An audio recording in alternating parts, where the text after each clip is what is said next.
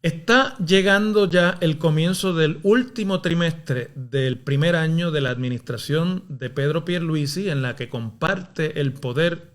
en la rama legislativa con el Partido Popular y, en un caso más específico, en el Senado, con una pluralidad de partidos políticos y de candidatos fuera del PNP. Por lo tanto, es un cuatrienio que promete ser interesante y ha empezado como tal. Una vez se cumple el primer año de administración, tradicionalmente en la política puertorriqueña, comienzan los pujos de algunos políticos y candidatos que tienen la esperanza de conseguir las candidaturas para la próxima elección, porque la regla de oro, una de las reglas de oro de la política puertorriqueña es que la campaña nunca termina. Tan pronto pasa la elección, los que perdieron comienzan el trabajo de intentar conquistar el poder 4 años después.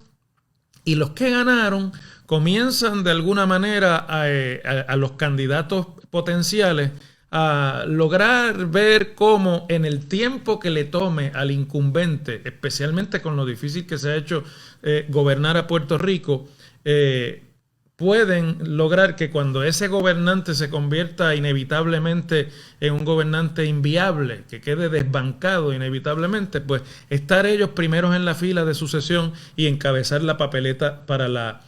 próxima elección. Y eso es lo que estamos viendo en el PNP. En pocas palabras, en la política puertorriqueña y especialmente dentro de los partidos grandes, reina un ambiente de canibalismo en las últimas décadas. Y entonces, bueno, ¿por qué les digo que esto ya está comenzando a suceder en el PNP? Porque en las últimas semanas hemos visto a distintas figuras dentro del PNP, algunos experimentados y otros que son figuras nuevas en la política, darle golpes velados al gobernador Pedro Pierluisi, porque todos saben que chances are que Pierluisi esté inhabilitado como candidato para 2024. La más prominente que ha veladamente comenzado esos ataques porque tiene la mira puesta en la gobernación desde 2019 es la comisionada residente Jennifer González. Pero antes que eso, esta semana, por eso a Jennifer se le ha hecho más fácil su trabajo de ir minando pues la posición de poder del gobernador, ha ocurrido una controversia al interior del PNP que hace valer ese refrán popular de que uno nunca sabe para quién trabaja. Ustedes recordarán la elección que ocurrió en mayo pasado de unos delegados, se le llama oficialmente, pero en realidad son cabilderos para la estadidad de Puerto Rico en el Congreso. Fue una elección de muy pobre participación, que aunque se predicó desde el punto de vista legal de que era una elección para todos los electores en Puerto Rico, en realidad era una en la que participaron los más leales y fervientes electores del Partido Nuevo Progresista, que es el que defiende la estadidad en el espectro partidista en Puerto Rico. Yo les dije entonces, si recuerdan, que esa elección era un ejercicio en futilidad, que no tenía ninguna razón de ser desde el punto de vista institucional. Estábamos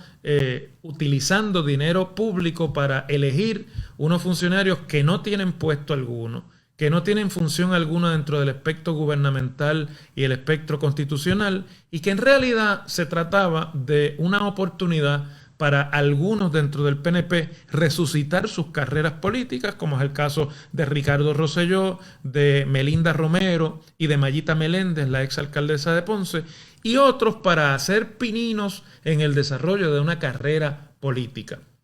Y ese es el caso de la cabildera Elizabeth Torres, que fue la que más votos sacó en esa elección, 63.520 votos, la colocaron al tope de los votos que se emitieron en esa oportunidad. Ella ya era conocida en Puerto Rico fundamentalmente por sus participaciones en algunos programas dedicados a difundir el discurso del estadoísmo y del PNP, programas que no son del PNP, pero que tienen esa línea editorial. Especialmente el programa del buen amigo Luis Dávila Colón, cuando fue quien la presentó realmente en Sociedad Política, y porque en sus redes sociales tenía unas participaciones muy controvertibles bajo el seudónimo de La Premisa Inarticulada, que entre electores conservadores del PNP se hizo muy popular. Así que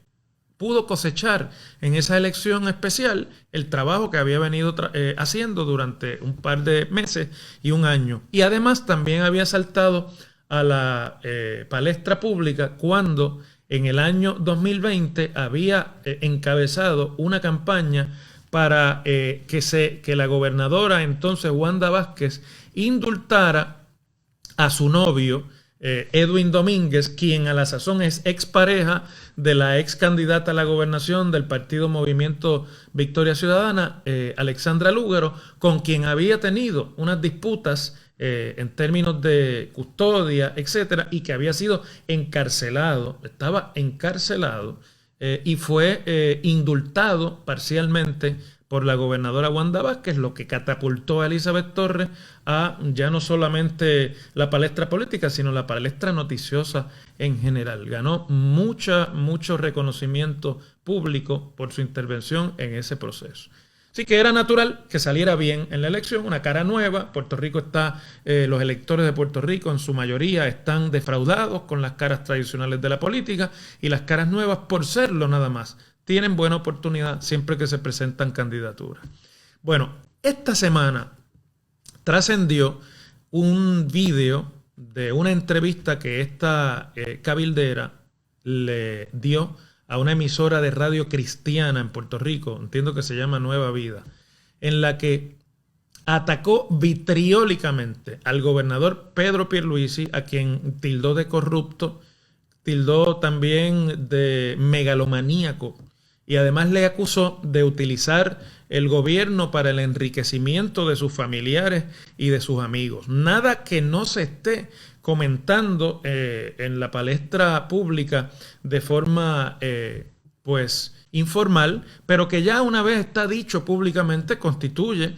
acusaciones muy serias, ¿no? Además añadió que Pierluisi era un hipócrita con la comunidad cristiana con la que el gobernador ha estado identificándose en actividades religiosas, y dijo que cuando, textualmente casi la voy a citar, cuando se arrodillaba era simplemente para el consumo de los fotógrafos para luego difundir esa foto en los medios de comunicación, refiriéndose al gobernador. Y además dijo que los cabilderos de los que ella es parte, porque resultó electa entre ellos, no van a traer la estadidad, que no hay una dirección en la delegación de las personas que allí resultaron electas, que ella estaba frustrada de realizar esfuerzos que llamó infructuosos y numerosos para que la delegación tuviese cohesión, y que la elección y la figura de los cabilderos era, la voy a citar, un espejismo que creó el Estado para seguir avanzando la agenda del PNP, que en su opinión es una agenda de corrupción. Bueno, cuando usted irrumpe en el panorama político con ese tipo de expresiones dentro de un partido político, desde la línea interna de un partido político, usted ya sabe que usted va a ser objeto de ataque, y que la estructura de liderato de su partido va a atender inmediatamente la indisciplina de alguien que se proclama miembro del partido. Así que no tardó mucho el secretario general del Partido Nuevo Progresista, que es el senador Carmelo Ríos, hombre de confianza del gobernador, en darle 48 horas para que presentase evidencia de las imputaciones que le estaba haciendo a Pierluisi, en rechazar las imputaciones que estaba haciendo, y además en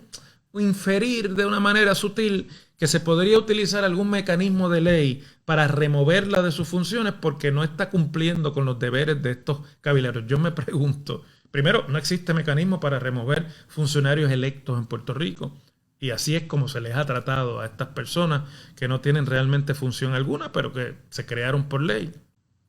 Y en segundo lugar, yo me pregunto cuáles son las funciones de los cabilderos. ¿Dónde están escritas? ¿Dónde están descritas? ¿Y quién además tiene la potestad de, sobre un funcionario electo que ocupa un puesto que nadie sabe de qué se trata, poder fiscalizar las funciones que lleva a cabo? Inclusive las expresiones que hizo se podrían justificar como parte de sus funciones como cabildera, porque al fin y al cabo está hablando del partido de la estadidad y de los mejores intereses, y de cómo ella cree que se pueden defender los mejores intereses de la estadidad. Bueno, muchas cosas se han dicho. En las redes sociales, sobre todo, los adversarios de la cabildera de otros partidos, especialmente los de los partidos incipientes, la llaman desquiciada, la llaman un montón de nombres, obviamente para descualificar su comportamiento, que no está muy lejos tampoco de lo que muchos de ellos han hecho cuando han militado en partidos políticos tradicionales. Pero la política es así. Lo hablábamos la semana pasada con el caso de la representante Mariana Nogales. Bueno, yo sin embargo pienso que más allá de que la licenciada Torres está haciendo cartel, ya ella, en mi opinión, pasó la página de la estadidad. Yo creo que ha reconocido lo que todos, inclusive en el PNP, reconocen, que los cabilderos no hacen ninguna diferencia, que la actividad más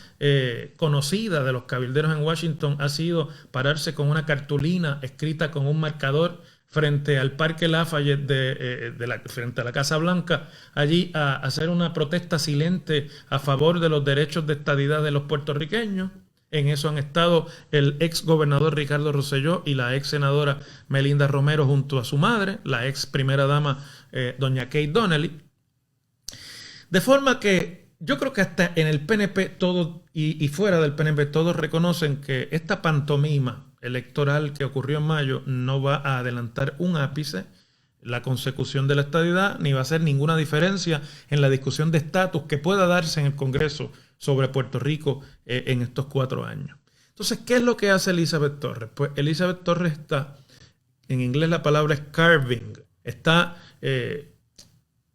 esculpiendo su carrera política electoral en Puerto Rico, que ha comenzado y comenzó dentro del PNP, pero que no necesariamente va a culminar ahí, y ella lo sabe, y está buscando, por lo tanto, crear el mecanismo de viabilidad política. Se vende como una disidente dentro de un partido grande, eso cae bien, porque en un partido que está en el gobierno siempre hay gente insatisfecha porque no le dieron trabajo, porque el gobernador no cumplió la promesa tal, porque no era lo que ellos esperaban, porque le habían prometido, etcétera, etcétera. Por lo tanto, los disidentes hoy día en la política puertorriqueña y en los partidos de gobierno tienen una buena oportunidad de conseguir seguidores dentro de los partidos principales. Pero además,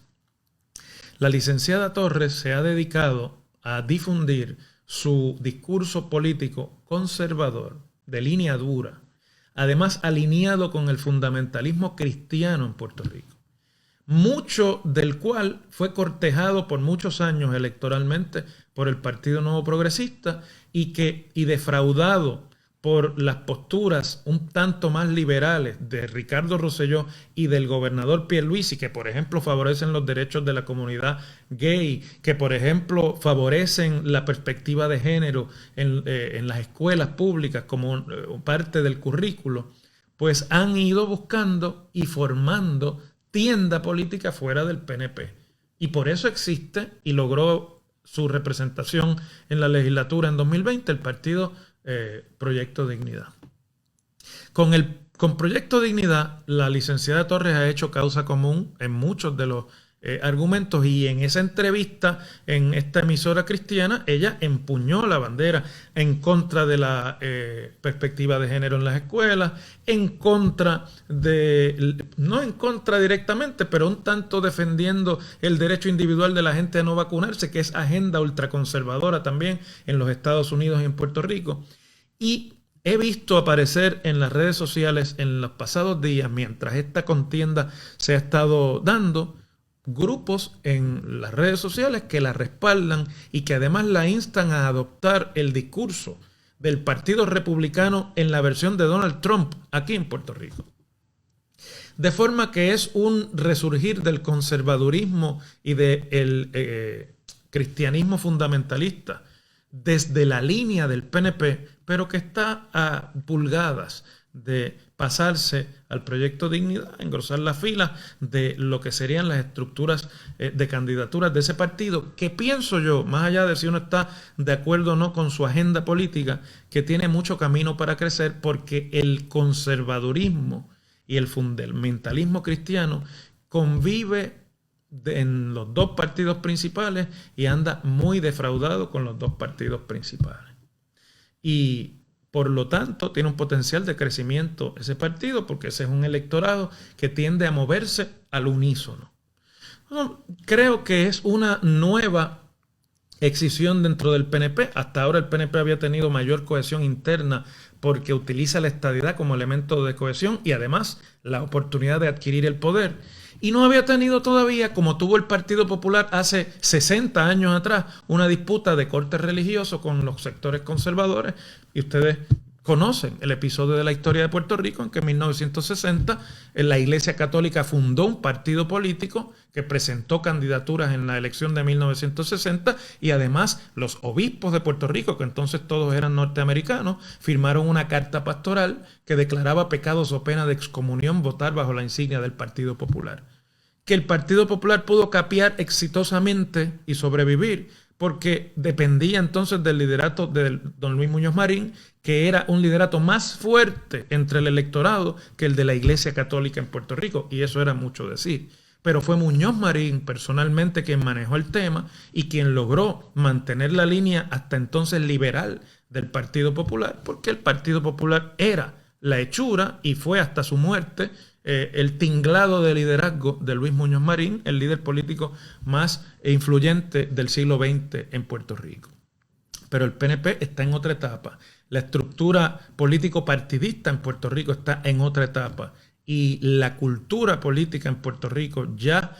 anda haciendo los intentos de sobreponerse al dominio bipartidista que Partido Popular y Partido Nuevo Progresista han mantenido desde 1968, ininterrumpidamente, cuando ocurrió la primera derrota del Partido Popular. Así que me parece que esto presenta un reto para el PNP y representa además un elemento de división. ¿El PNP es un partido conservador? ¿Sí o no? ¿El PNP es un partido de estadidad o es un partido de causas conservadoras, socialmente hablando y religiosamente hablando? ¿Cómo se puede mantener ambos tinglados a la vez? Y el PNP es un partido más cercano al Partido Demócrata en los Estados Unidos, con un corte un poco más liberal, menos conservador que el Partido Republicano, o el PNP tiene una personalidad o una encarnación simultánea del Partido Republicano de los Estados Unidos, y no del Partido Republicano, sino del trumpismo republicano en los Estados Unidos. Me parece que Elizabeth Torres es la primera